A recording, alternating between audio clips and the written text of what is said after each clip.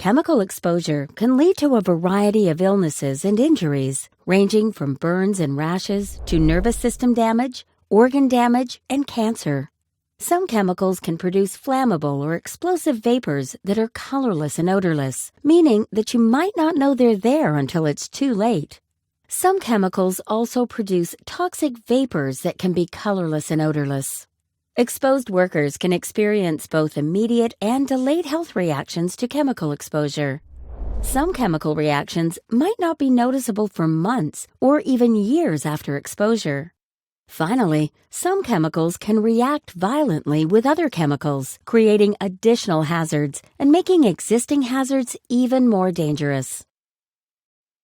To help protect you and your coworkers, OSHA requires your employer to develop a hazard communication or HAZCOM plan that addresses the chemical hazards in your workplace. HAZCOM plans don't prevent you from being exposed to hazardous chemicals. However, they can give you and your coworkers knowledge, training, and equipment to help you work safely around the chemicals in your workplace. As part of your facility's HAZCOM plan, your employer must list all the chemicals that your workplace uses and the proper protective measures for them. A HAZCOM plan must also include the chemical's label and warning information, each chemical's training requirements, and where you can find the safety data sheets, or SDSs, for each chemical in your workplace. It's important that you follow all the safety precautions in your facility's HAZCOM plan. It is your employer's responsibility to develop and enforce a written HAZCOM plan and provide you with all necessary training. But it's up to you to follow that plan and training while you're working. You are responsible for wearing any necessary personal protective equipment, or PPE, and inspecting it before each use. You'll also need to be familiar with all chemical hazards in your workplace. Know your facility's emergency procedures. Report injuries or spills immediately, and ask questions if you're not clear about a chemical's hazards, a safety procedure you're responsible for, or any of your job duties. Make sure that you know exactly which chemicals you're working with or around and how to protect yourself before you use them. If a chemical incident occurs at work that requires you to be evaluated for chemical exposure or requires you to receive medical treatment, your employer is required to keep a record of your evaluations and treatments. You have the right to access these records. These records can include medical questionnaires or histories, medical exam results, medical opinions, first aid records, treatment descriptions, or medical complaints. These records do not include physical specimens such as blood or urine, most records concerning health insurance claims, records created solely in preparation for litigation, or records concerning voluntary programs such as alcohol, drug, or other counseling programs. You have the right to examine and copy medical and exposure records and any analysis based on those records. In certain circumstances, an authorized representative can access your records as well. These records must be provided to you free of charge and within a reasonable amount of time, which is typically within 15 days. Medical and exposure records are confidential and must only be released to you or your designated representative. There are 3 ways you can access your records. First, your employer can provide you with a copy. Second, your employer may give you access to facilities where you can copy the documents yourself. Third, your employer can loan you the documents to copy somewhere else. In some situations, a chemical may qualify as a trade secret.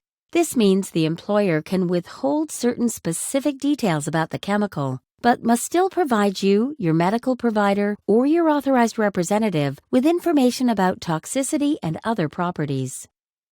OSHA uses the Globally Harmonized System, or GHS, to classify and label chemicals. GHS labels display one or more of 9 pictograms to help workers identify that chemical's hazards. Labels must also show a signal word, either danger or warning, that indicates the relative severity of the hazard. Danger indicates a more immediate or extreme hazard than warning does. GHS labels must also have a hazard statement, which describes the nature of the chemical, and a precautionary statement, which describes the recommended precautions to minimize the effects of exposure to that chemical. The label must also have a product identifier, which tells the chemical identity of the substance. Finally, GHS labels must list the supplier's information, including its name, address, and telephone number. Make sure that you can read and understand the GHS label before using or working near any chemical. There are some situations where standard manufacturer container labels aren't required. For example, sometimes written procedures or process sheets can be used instead of container labels.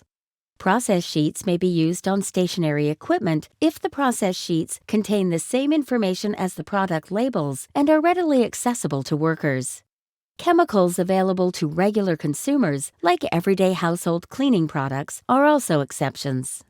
If a consumer product has a label that meets the requirements of the Consumer Product Safety Act, and the product is used in the same quantities that a general consumer would use at home, it does not need the labeling or SDS required under the HAZCOM standard.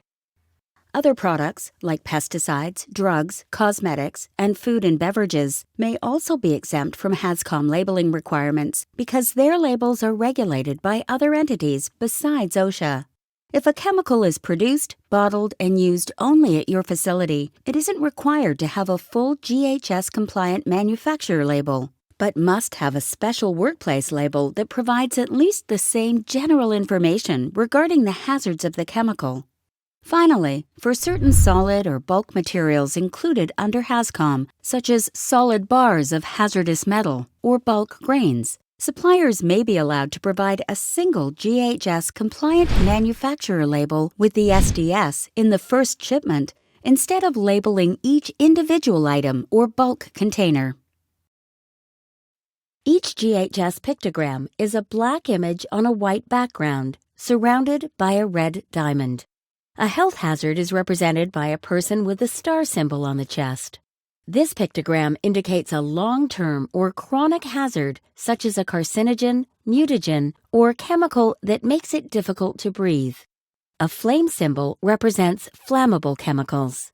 An exclamation mark represents an irritant, skin sensitizer, or chemical with narcotic effects. A gas cylinder stands for gases under pressure. A vial being poured onto a hand and metal bar indicates a corrosive material. An exploding bomb stands for an explosive material or organic peroxide. A flame over the letter O represents oxidizers. A picture of a skull and crossbones represents acute or short-term toxicity. The last pictogram, showing a decaying tree and fish, represents environmental toxicity. OSHA is not directly responsible for environmental protection, but you're still likely to see this pictogram on some SDSs and chemical labels. For more detailed information about the hazards of any chemical, you can consult its Safety Data Sheet, or SDS. SDSs contain information about chemical hazards, handling, storage, and disposal information. SDSs will also contain exposure limits, such as threshold limit values, permissible exposure limits, and any other exposure limits recommended by the chemical manufacturer or importer. SDSs should be reviewed by each person that handles, stores, or disposes of the chemical. Keep in mind that one SDS may apply to multiple complex mixtures having similar contents and hazards.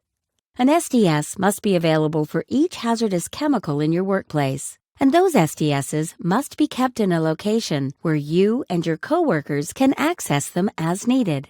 If an SDS is lost or didn't arrive at your facility with the chemical, your employer will need to obtain additional copies by contacting the manufacturer, importer, or supplier of the chemical. Safety data sheets are formatted with 16 sections. The first section is identification. This includes the product identifier, manufacturer or distributor name, address, contact, and emergency phone numbers, recommended use, and restrictions on use. The remaining sections are hazard identification, composition and information on ingredients, first aid measures, firefighting measures, accidental release measures, handling and storage, exposure controls and PPE, physical and chemical properties, stability and reactivity, toxicological information, ecological information, disposal considerations, transport information, regulatory information, and other information. SDSs are the best place to find detailed, accurate information about the chemicals you will be working with and around. Always consult the SDS before working with a new chemical and periodically consult it when working with familiar chemicals. Each chemical's SDS contains one or more hazard ratings, which are numbers or letters that indicate the type or severity of the hazard. For example, flammable liquids are categorized from 1 to 4, with 1 being the most flammable and 4 the least flammable. Self-reactives and organic peroxides are categorized by type, A through G, with A being the least stable and G being the most stable. Acute toxicity is categorized from 1 to 5, with 1 being most acutely toxic and 5 being relatively low acute toxicity. The hazard category does not appear on the label. You can only find it by consulting the SDS. The label will show the correct pictogram, signal words, and other hazard information appropriate to the chemical's hazard category or type.